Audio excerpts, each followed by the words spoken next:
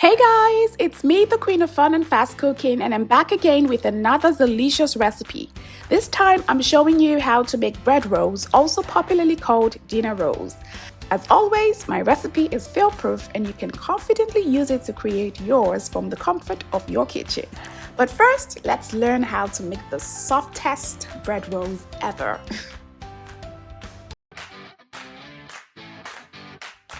Hey guys, welcome to another episode of the Zeelicious cooking series. I hope you all are doing well and everyone is keeping safe. Today I'm going to show you how to make bread rolls, also popularly known as dinner rolls. Everyone has been baking. I have been baking my bread and some of my baked goods at home by myself, and I tell you, I've been enjoying homemade baked goods. My bread rolls recipe is pretty simple to make. Easy, speedy. I'm going to give you a detailed, well broken down method of creating this bread roll.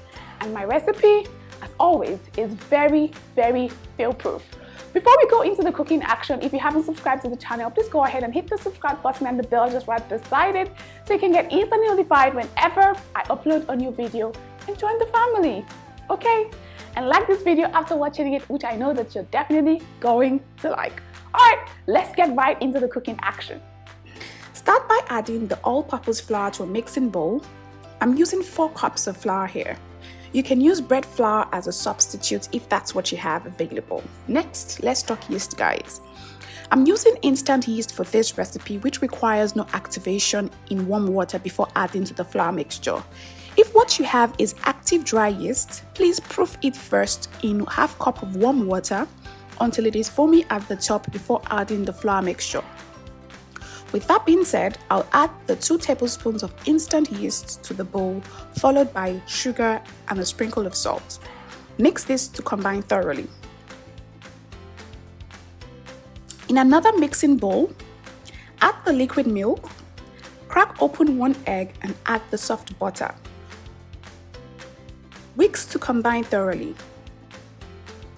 Now note that if you are using active dry yeast, and have already activated the yeast with ½ cup of warm water, you'd only be needing ½ cup of warm milk to make it 1 cup for the entire recipe. Okay, please take note of that, very important.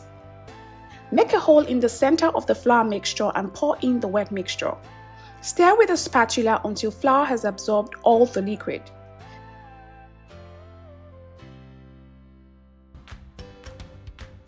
Then go in with your hands and mix further till a dough is formed.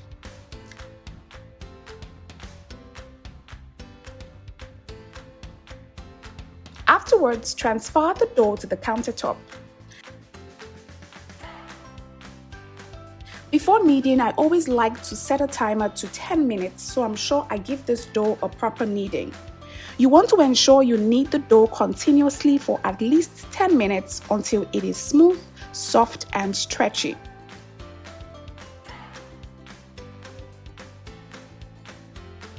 This task requires some muscle power, but it is fun once you get into the rhythm of things.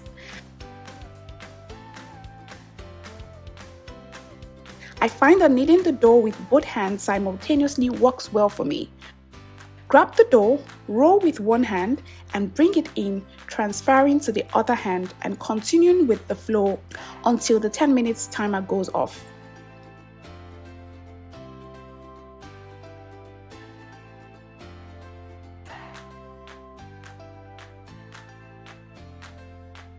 After about 10 minutes of kneading, form the dough into a ball.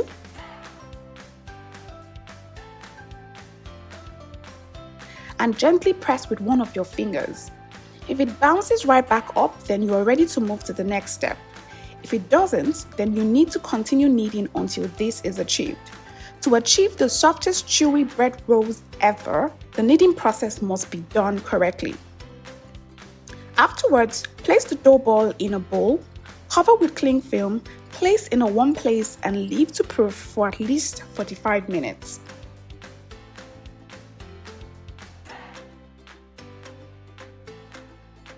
After about 45 minutes, the dough should have risen in size and become a lot lighter in weight. You guys can see how soft this dough is, right? That's exactly what you want.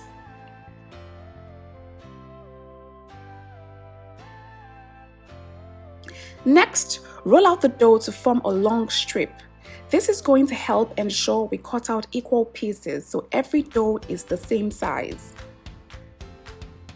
The full recipe list will be in the description box down below, so be sure to check it out, okay?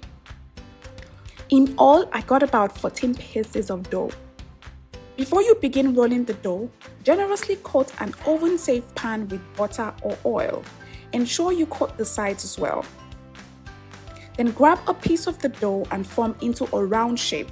It's pretty simple to achieve this. Just flatten the dough with your hands and then fold all sides in, creating a round shape.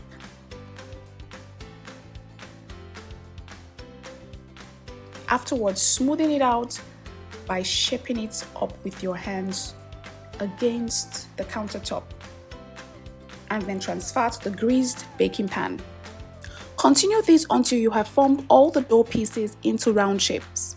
Ensure you give a little room in the pan between each dough to allow for rising. Cover the dough with a napkin and allow to proof again for another 30 minutes. The dough should double in size again afterwards. Try your best to make each dough equal in size, but don't stress out too much over it, okay? Lightly coat each bread roll with melted butter and then place in a 350 degrees Fahrenheit or 180 degrees centigrade preheated oven and allow to bake for 25 to 30 minutes. If you're using a gas oven, you can just set your heat to medium-high.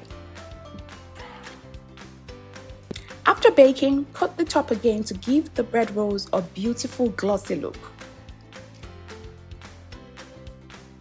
These look so pretty, guys.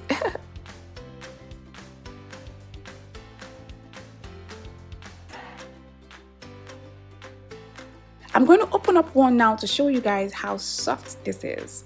The softness is beyond words. This hot bread with some butter is the only thing you need in your life right about now. So you guys see how easy it was to make bread rolls? Super easy and super speedy as well. The only time it took was the time we had to wait for the yeast to proof, which of course is a very important step. Now you can have your bread rolls with some butter, some salted or unsalted butter. You can even have it with some pepper soup. You can make some sliders. You can create yummy mouth-watering delicacies with your bread rolls. Don't just eat it plain like that. Of course you can eat it with some milk, but take it up a notch and just spice things up and make it look really pretty, okay? If you'll be requesting this recipe, please kindly take pictures and upload to your Instagram and Facebook stories and tag me at Zeelicious Food so that I can repost on my stories as well and we can encourage others to recreate theirs, okay? Alright guys, I'll see you next time with another mouth-watering and delicious recipe.